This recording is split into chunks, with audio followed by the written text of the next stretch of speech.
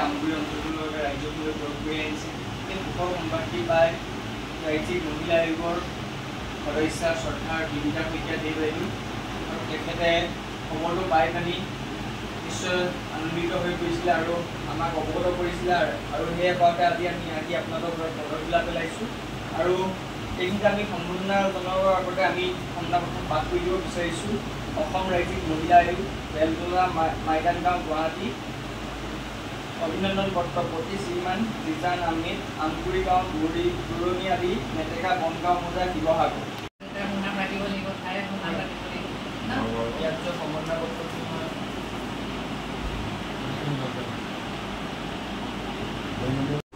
এতিয়া আমাৰ আমগুৰি অঞ্চলত আপুনি আজি হয়তো ক'ব নোৱাৰিছে নেকি?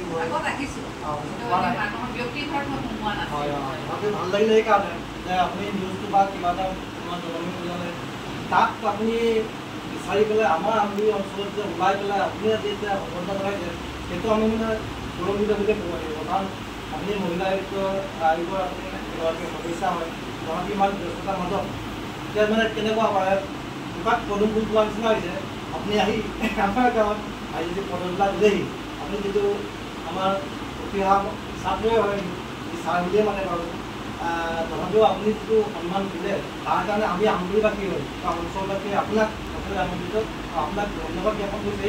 ৰিজান আহমেদ মেটেকা বনগাঁৱৰ এগৰাকী সুসন্তান। তেখেতে সম্পদ সোণৰ পদক জয়ী কৰি আনি পিনি আমাৰ এই মেটেকাবাসীৰ লগতে আমাৰ এই মেটেকাবাসী অঞ্চলৰ লগতে শিৱসাগৰ জিলালৈ বা অসমলৈ আমাৰ সুনাম কঢ়িয়াই আনিছে। কাৰণে তেওঁক অনুপ্ৰেৰণা দিয়ে।